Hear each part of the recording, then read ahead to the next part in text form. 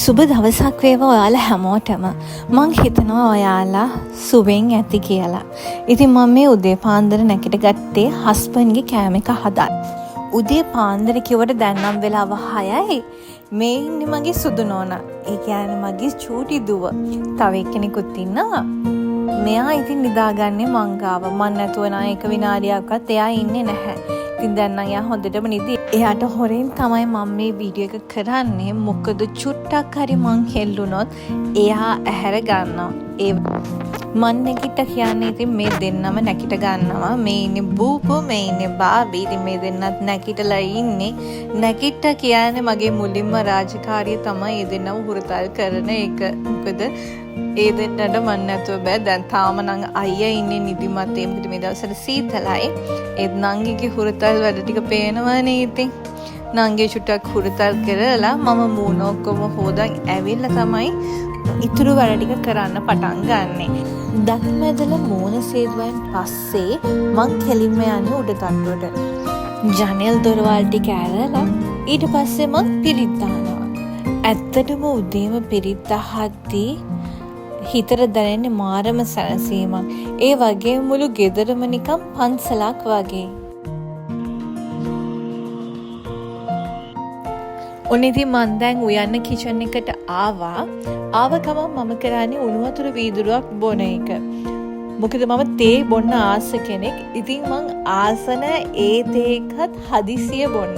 ගෙදර තියෙන හැම වැඩක්ම ඉවර කරලා නිවි සැනසෙල්ල තේක බොන්න ආස කෙනෙක් තමයි මං. ඉතින් මන් දැන් උයන්නයි හදන්නේ. මේ දවස්වල වහිනවා නම් තමයි. ඒ වුණාට මම මුං ගැට කැඳ ටිකක් හැදුවා. හේතුව හස්බන්ඩ් හරි ආසයි උදේ වැලට මුං ගැට කැඳ ටිකක් අරගෙන යන්න.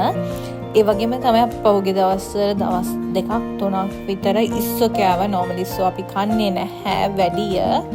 ඉතින් කාපු හින්දා මට හිතුණා මුං ගැට කැඳ ටිකක් හැදුවොත් හොඳයි කියලා. ඒ හින්දා මුං ගැට කැඳ ටිකක් හදලා ඉතුරු වැඩ ටික කරගන්න තමයි මේ යන්නේ. ඔනිදී මං උයලා ඉවරයි. පරිප්පු ටෙම්පරාදු කරලා හින්දලා කලුවට මාළුත් හදලා පොල් සම්බෝල ටිකකුත් ටෙම්පරාදු කරලා පබඩම් ටිකකුත් බැත්තා. ඊට පස්සේ ඔක්කොම යාගේ බොක්ස් වලට දාලා අද යාට යවන්න පළතුරු නැහැ. ඒ වෙනුවට යාට තියාගෙන කන්න මුරුක්කු ටිකකුත් දැම්මා. මේ වෙනකොට හස්බන්ඩ් ලෑස් වෙලා ඉවරයි. මං ඉතින් යාගේ කැම ටික යාගේ කැම බෑග් එකකට දාලා ඔක්කොම ටික අඩු කරගන්නවා. ඔක්කොම ටික පැක් කරලා ඉවරනයින් පස්සේ මං ඉතින් බෑග් එකත් අරන් උඩට යන්න කියලා මේ හස්බන්ඩ් යනකොට අපේ ගෙදර තියෙන සෝෆා එකේ උඩට නැගලා තමයි මේ දෙන්න හස්බන්ඩ් යනකම් බලාගෙන ඉන්නේ. ඉතින් ඒකට ඒ දෙන්න වෙයිට් කරන් ඉන්නවා. මං උඩට එනකම් මම උස්සලා දෙනවා කියන්න ඕනේ එතනේ. ඉතින් දෙන්නව උස්සලා තියලා දැන් ඉතින් ඒ දෙන්න ඩඩා යනකම් බලාගෙන ඉන්නවා. ඔන්න ඔහොම තමයි හස්බන්ඩ් වැඩට යන දවසට මගේ උදේ වරුව ගෙවෙන්නේ.